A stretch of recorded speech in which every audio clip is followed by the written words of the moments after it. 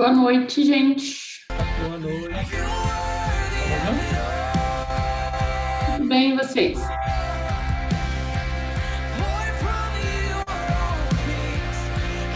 Estou bem também.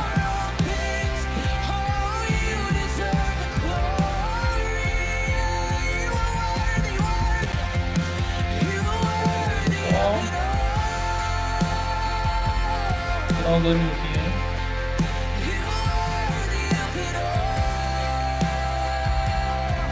Tá me ouvindo, né?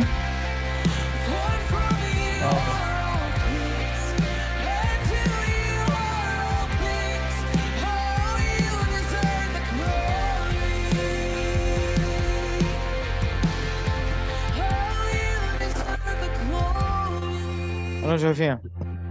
Fala, Fernando. Boa noite.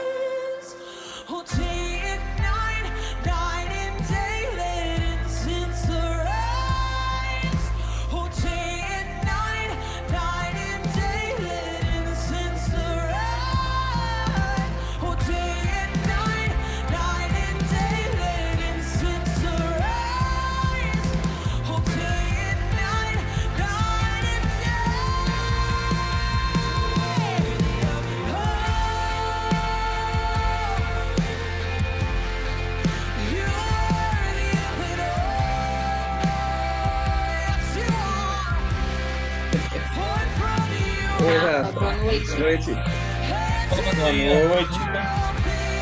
E aí? Boa noite.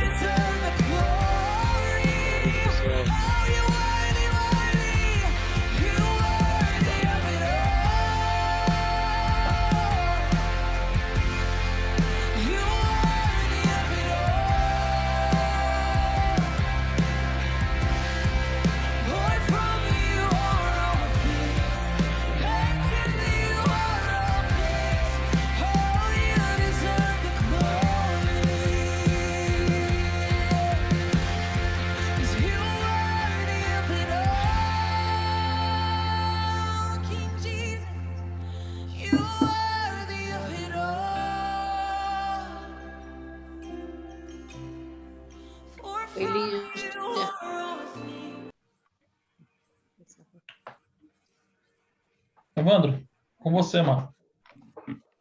Tá todo mundo me ouvindo aí? Eu estou. Opa, beleza.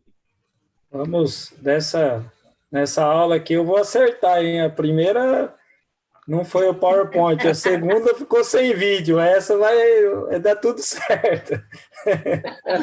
Vai juntando aí e vai dar certo. Sempre dá certo, Bem, Evandro. Sempre vai dar. Sempre vai dar. Isso aí. Que bom que a gente está aqui para mais uma aula, né? Vamos começar orando aí para a gente dar início a essa aula. Pai, em nome de Jesus, nós te agradecemos por mais esta aula, por mais este momento, que nós vamos poder conhecer do Senhor, que nós vamos poder saber mais de quem Tu és. Obrigado, Senhor, por se revelar a nós, obrigado por realmente, Senhor, ser esse Deus tão bondoso, esse Deus que tem cuidado de nós e esse Deus que não se esconde de nós, mas esse Deus que se manifesta no meio de nós e através de nós, Pai. Muito obrigado, Senhor, por cada um dos teus filhos que estão aqui para assistir essa aula. Que seja um tempo, Senhor, de crescimento mútuo entre nós, Pai. Em nome de Jesus. Amém. Amém. Amém. Deixa eu colocar o PowerPoint aqui para a gente. Aê. Vamos lá. Então, nós vamos falar hoje sobre os atributos de Deus, né? A gente está aí na terceira aula, semana que vem tem mais uma aula, e a gente vai passar essas duas últimas aulas aqui falando sobre os atributos de Deus, né? Então, vamos começar aí, ó, no nosso PowerPoint aí, tá escrito, né? Sendo um Deus um ser infinito, é impossível que qualquer criatura o conheça exatamente como ele é. No entanto, ele bondosamente revelou-se mediante linguagem compreensível a nós. São as Escrituras essa revelação. Por exemplo, Deus diz acerca de si mesmo: eu sou santo. Portanto, podemos afirmar: Deus é santo. A santidade, então, é um atributo de Deus, porque a santidade é uma qualidade que podemos atribuir ou aplicar a Ele. Dessa forma, com a ajuda de revelação que Deus deu de si mesmo, podemos regular os nossos pensamentos acerca de Deus, né? Então, ele está dizendo aqui sobre os atributos de Deus, né? Que são as características de Deus. Embora, é óbvio que, e a Bíblia nos ensina isso, que a gente não vai conhecer Deus na totalidade de Deus, a nossa mente não comporta tudo isso, esse conhecimento, esse entendimento completo de Deus sempre vai, depois a gente vai ler em algum lugar aqui, sempre vai haver mistérios de Deus, sempre vai haver algumas coisas que nós não entendemos de Deus, mas, porém, Deus se revela a nós através da palavra e através dos seus atributos nós podemos conhecer mais quem Deus é, né? E semana passada a gente aprendeu sobre os nomes de Deus, né? E hoje os atributos. E qual é a diferença entre os nomes e os atributos, né? Os nomes de Deus expressam as qualidades do seu ser inteiro, enquanto os atributos indicam vários aspectos do seu caráter, né? Quando falamos dos atributos de Deus, estamos nos referindo àquelas qualidades de Deus que constituem o que ele é. Então, quando nós estamos falando dos atributos, nós estamos falando de características essenciais de quem Deus é, né? Então, e isso a gente não está se referindo aos atos de Deus em si, né? Como criar, conduzir, preservar, né? Ou como ele é criador, preservador, não. Nós estamos falando de características exatas do seu ser. Aí aqui ele está falando, né? Aquilo que eu falei, que compreender a Deus seria, em sua plenitude, seria tão difícil como encerrar o Oceano Atlântico numa xícara. Mas ele tem se revelado a si mesmo o suficiente para esgotar a nossa capacidade, né? Ou seja, aquilo que a gente tem na Bíblia, aquilo que Deus se revela a nós, é aquilo que praticamente a gente precisa saber de Deus, né? Então a gente não precisa ficar buscando ideologias, ficar buscando uns ensinos meio malucos para a gente entender coisas que não estão na Bíblia. Aquilo que nós precisamos entender, de Deus, ele se revela através da palavra dele, né? Os atributos são inseparáveis do seu ser ou da essência de Deus, né? Então, os atributos estão totalmente ligados ao ser, quem Deus é e da essência dele, né? Através desses atributos, nós vamos conhecer quem Deus é. Os atributos de Deus, alguns teólogos, né, eles dividem aí entre comunicáveis e incomunicáveis. Os atributos comunicáveis são aquelas qualidades de Deus que a gente pode encontrar ao menos uma correlação nas criaturas humanas, né? Então, é um atributo de Deus que a gente pode encontrar em nós, né? Talvez não como Deus, como em Deus, mas a gente tem em nós, por exemplo, o amor. O amor é um atributo comunicável. Por quê? Porque ele existe em Deus e ele existe em nós. Embora nós tenhamos, eu falando por mim mesmo, né? Agora falei tenhamos, não, mas embora eu tenha dificuldade muitas vezes em amar as pessoas, mas nós temos isso em comum com Deus, né? Embora o amor de Deus seja diferente, né? Deus nos ama incondicionalmente. A gente, às vezes, tem dificuldade para amar as pessoas incondicionalmente, mas a gente tem o amor, né? Dentro do nosso coração. Então, isso é um atributo comunicável, né? É onde algo de Deus e a gente tem em nós também essa essência através de Deus, né? Os atributos incomunicáveis, por outro lado, são aquelas qualidades que não têm nenhuma relação com os seres humanos, né? Por exemplo, a onipresença, né? Que a gente vai estudar mais lá para frente ainda na aula de hoje, mas é o poder de Deus de estar em todos os lugares, né?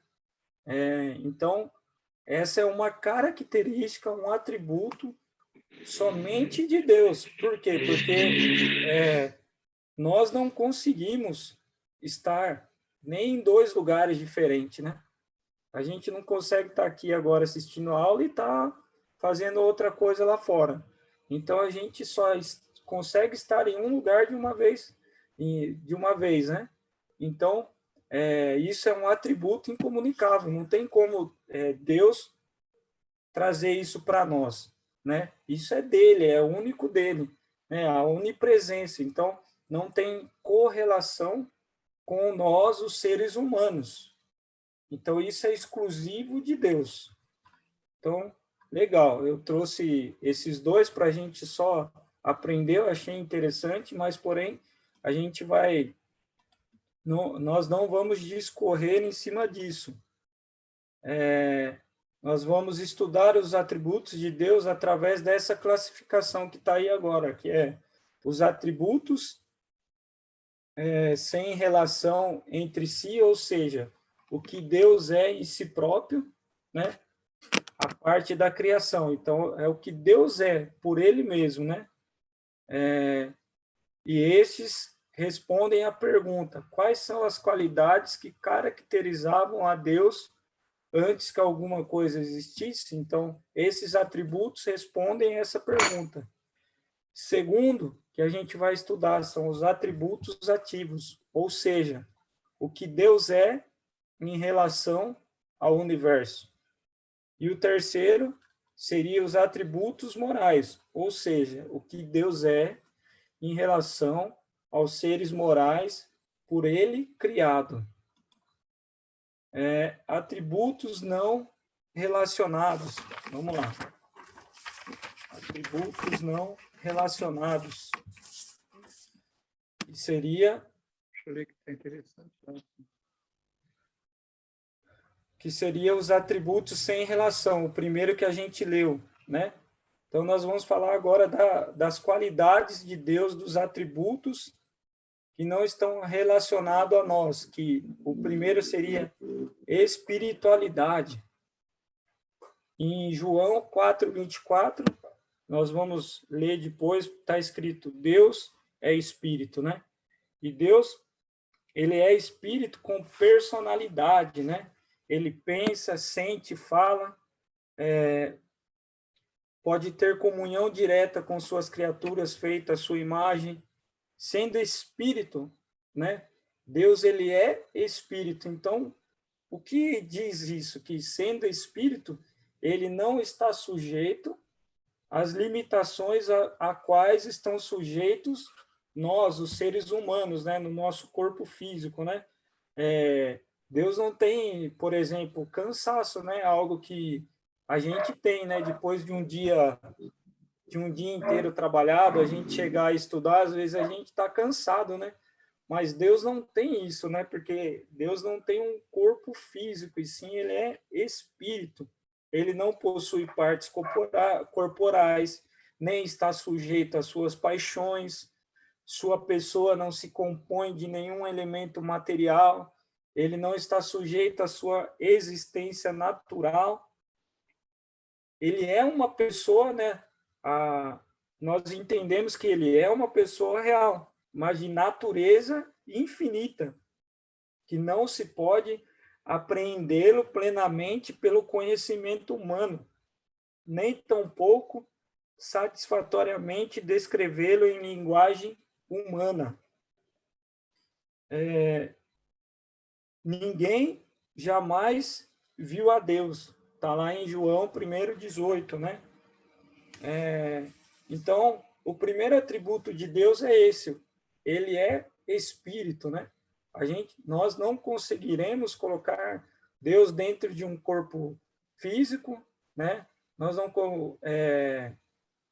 não conseguiremos trazer uma forma, né, física até para Deus, né? Porque Deus, ele é espírito, né? Ele não tem um corpo, ele não tem uma forma física, ele não tem as carências que a gente tem fisicamente, emocionalmente, psicologicamente.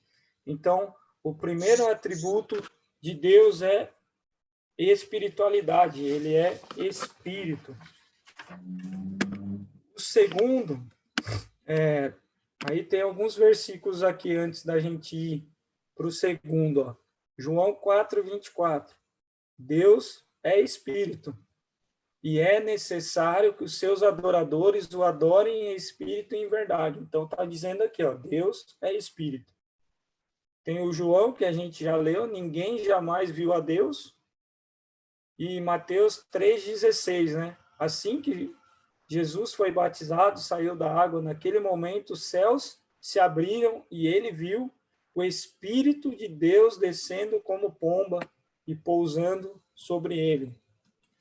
Agora, o próximo atributo de Deus é a pessoalidade.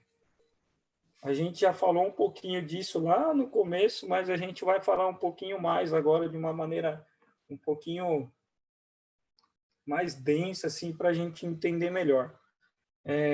Esse Deus que é espírito, nós agora vamos ver que um dos atributos dele é a pessoalidade, né? Que ele é um Deus pessoal, não está dizendo que ele é uma pessoa de corpo físico, eu não estou contradizendo o que eu falei lá no começo, mas ele é um Deus pessoal, ele é um ser individual com autoconsciência e vontade, né? Ele sente, ele escolhe, ele se relaciona com outras pessoas e seres sociais, né? E essa pessoalidade de Deus é algo que a gente pode ver nas Escrituras, né? Uma delas é o fato de que Deus tem nome, né? O qual ele atribui a si mesmo, né? A gente, quando Moisés quer saber como ele deve responder, né? Quando os israelitas lhe perguntam pelo nome de Deus, o próprio Deus fala para ele, né?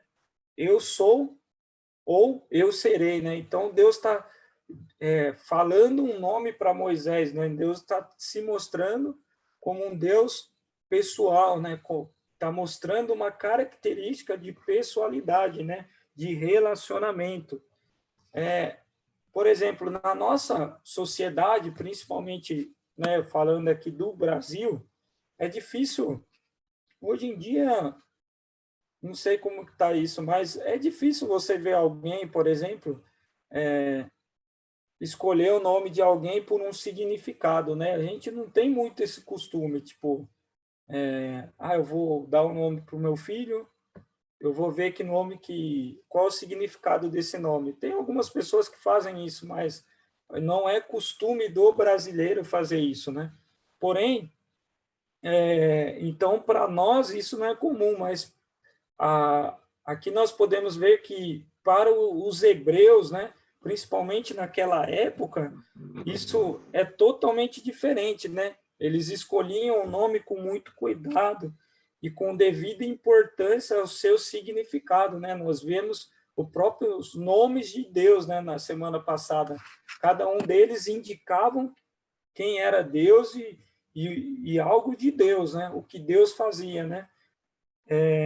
Então, enquanto na nossa sociedade isso não é algo que a gente valoriza, mas na sociedade dos hebreus naquela época isso era muito valorizado.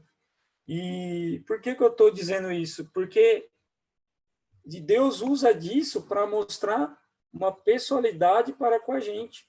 Então, quando ele se apresenta com um nome, ele poderia falar que ele era somente Deus. E pronto. Ah, eu sou Deus e tá bom. Mas não, ele se apresenta os seus nomes, cada nome revelando mais de si, porque ele quer ter um relacionamento conosco, né? Então, os próprios nomes de Deus ali nos mostra que ele é um Deus pessoal, que ele é um Deus que quer ter relacionamento com cada um de nós. Outra característica de que Deus é um Deus pessoal é a sua atividade, né? Ele é retratado na Bíblia como quem conhece os seres humanos e tem comunhão. Então, a gente lê a Bíblia, o que a gente vê Deus fazendo? Tendo comunhão com os homens. O que a gente vê Deus fazendo? Deus tentando restaurar o seu relacionamento com os homens. Então, a Bíblia mostra que essa atitude de Deus, essa atividade de Deus mostra que ele é um Deus pessoal, né? E também ele tem todas as faculdades associadas, né, à pessoalidade. É conhecer, sentir, querer, agir, né? Porque Deus é uma pessoa, de fato, ele é retratado como nosso Pai. O nosso relacionamento com ele tem uma dimensão de afeto e compreensão. Sendo Deus um Deus pessoal, o que ele quer de nós é um relacionamento de afeto e compreensão. É um relacionamento onde nós vamos agir como filhos e ele como um pai, né? Então, isso também caracteriza que o nosso Deus é um Deus pessoal, porque ele não age como uma máquina, ele não age como um lugar, né? Ou seja, um computador, um escritório, não, ele não age dessa forma, ele age como um pai compreensível, amável, bom, no qual nós podemos falar com ele, no qual nós podemos nos aproximar dele, né? E ele também fala conosco. Então, ou seja, é sim um Deus pessoal, né? A gente pode ter relacionamento com ele, né? A ideia de que Deus é simplesmente algo a ser utilizado ou serve para solucionar os nossos problemas, né? É isso que dificulta a gente ver Deus como um Deus pessoal. Então, se eu vejo Deus como alguém que só pode solucionar os meus problemas, né? Ou algo que eu posso usar quando eu estou aflito, algo que eu posso usar quando eu estou precisando. Então, isso descaracteriza um pouco a pessoalidade de Deus, né? Enfim, ele tem valor para nós por aquilo que é, não meramente por aquilo que ele faz, né? Aí tem uns versículos aqui, Gênesis 4, 26, também às 7, nasceu um filho a quem deu o nome de Enos. Nessa época começou a invocar o nome do Senhor, né? Então, os homens já invocavam o nome do Senhor, já tinham um relacionamento com o Senhor. Êxodo 21, 3. E Deus falou todas essas palavras, olha lá, Deus falando, demonstrando que ele é um Deus de pessoalidade. Eu sou o Senhor, o teu Deus, que te tirou do Egito, da terra da escravidão. Não terá outros deuses além de mim. Aqui a gente pode ver bem, né, nesse último versículo, Deus se revelando como um Deus pessoal, né? Eu sou o Senhor, o teu Deus, né? Então, isso expressa relacionamento. Outro atributo não relacionado é a infinitude. Deus é infinito, ou seja, como nós também já falamos lá em cima, ele não está sujeito a limitações naturais e humanas, né? Nós podemos ver a infinitude de duas maneiras. Em relação ao espaço, Deus caracteriza-se pela imensidade, isto é, a natureza da divindade está presente de modo igual em todo o espaço infinito e em todas as suas partes. Nenhuma parte existente está separada da sua presença ou de sua energia, e nenhum ponto do espaço escapa à sua influência, né? Ou seja, Deus ele é infinito, né? E ele está em todos os lugares, né? Então, e aqui está falando essa infinitude em relação ao espaço. Então, hoje, por exemplo, o homem está explorando mais a Lua.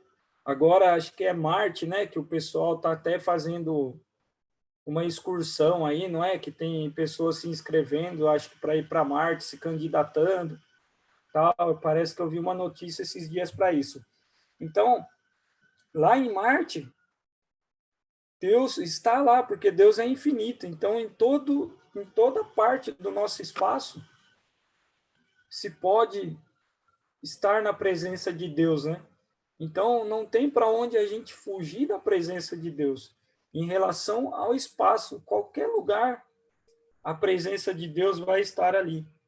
E a outra forma de nós vermos a infinitude de Deus, vamos ler esse versículo primeiro aqui, ó.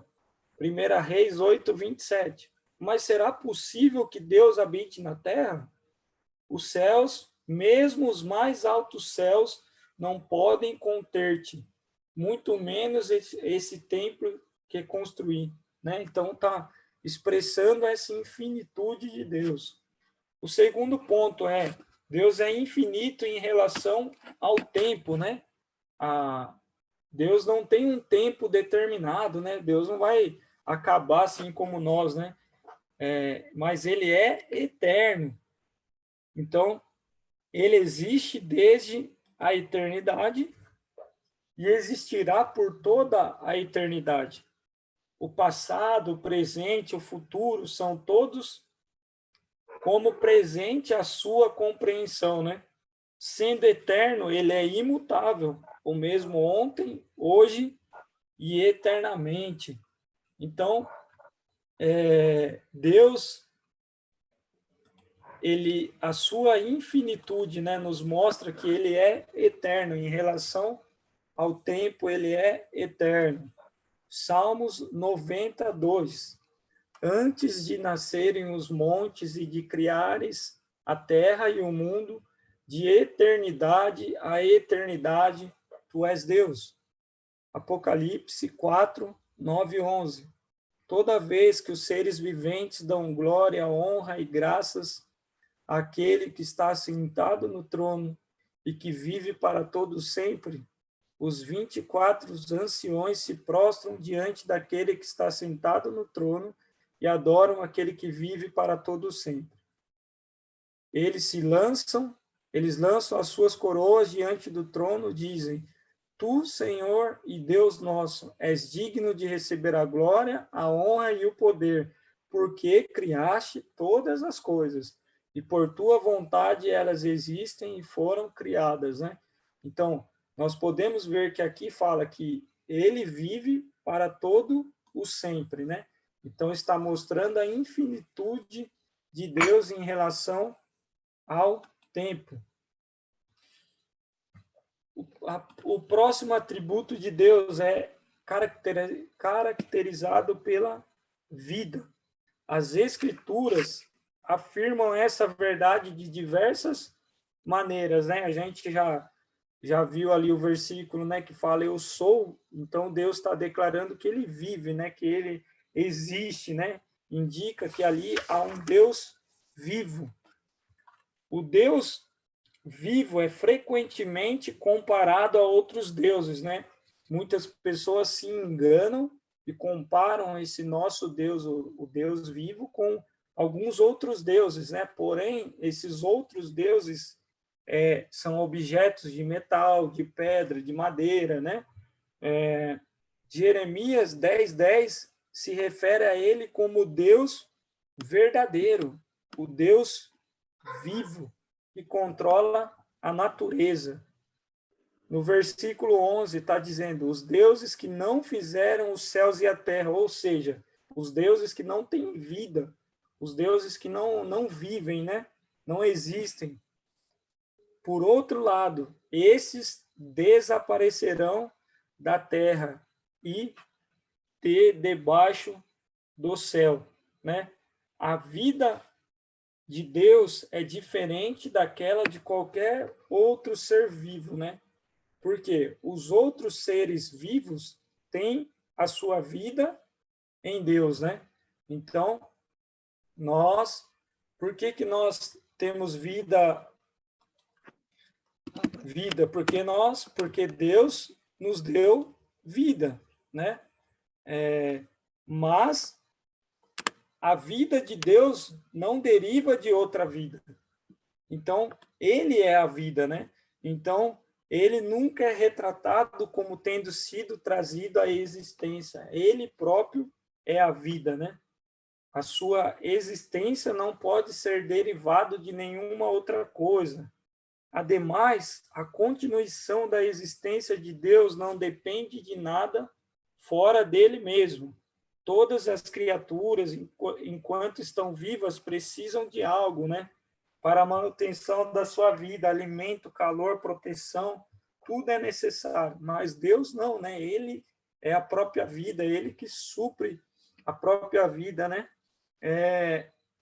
Assim como ele já existia antes de qualquer coisa vir a existir, ele também pode continuar existindo independentemente de qualquer outra coisa, né? Então, ele é a própria vida, né? Deus. João 5:26. Pois, da mesma forma como o Pai tem vida em si mesmo, olha lá, ó, o Pai tem vida em si mesmo. Ele concedeu ao Filho ter vida em si mesmo. 1 Tessalonicenses 1:9.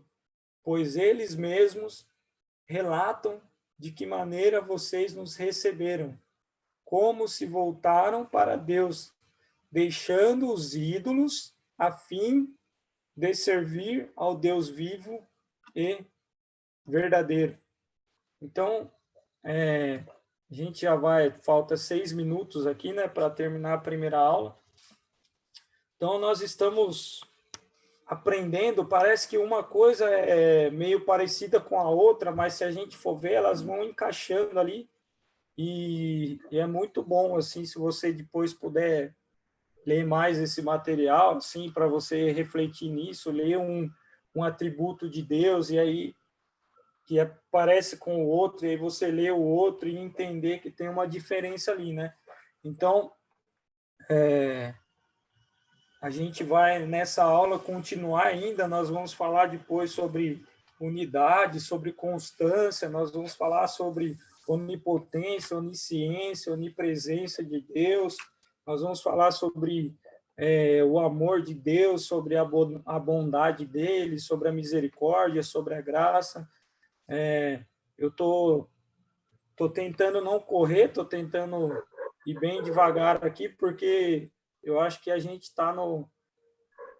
a gente precisa aprender bem aqui sobre esses temas, e se a gente não conseguir, por exemplo, terminar esse PowerPoint hoje, não estou nem focado nisso, que daí semana que vem a gente tem tempo para nós acabarmos esse PowerPoint e começarmos o outro da última aula e fazer uma revisão, né?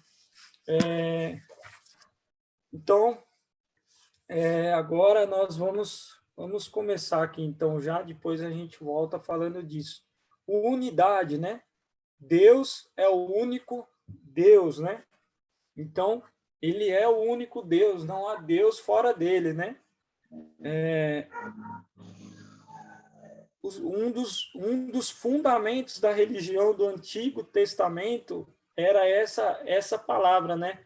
Ouve, Israel, o Senhor, nosso Deus, é o único Senhor, né? Então está dizendo, um atributo de Deus é a unidade, ele é único, não tem outro fora dele, né? Só ele é Deus, né?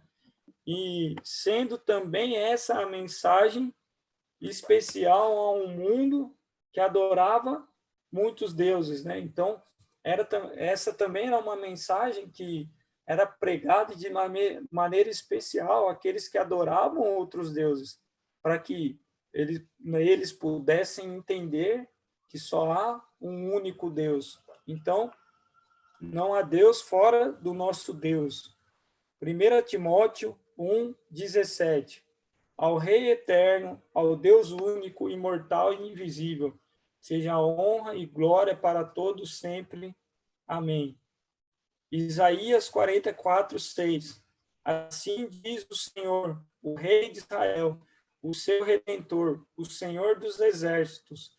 Eu sou o primeiro e eu sou o último. Além de mim, não há Deus.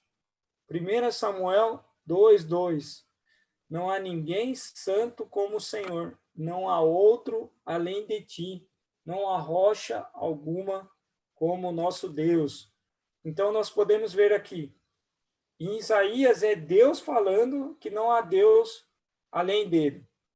E 1 Samuel são os homens falando, né, que não há outro além de ti, não há outro além de Deus. Então, Deus nos ensina que ele é um Deus único, por isso que nós devemos adorar somente a ele. Ô, Rafa, você quer falar alguma coisa, terminar? Porque daí depois eu começo e... Tranquilo, irmão.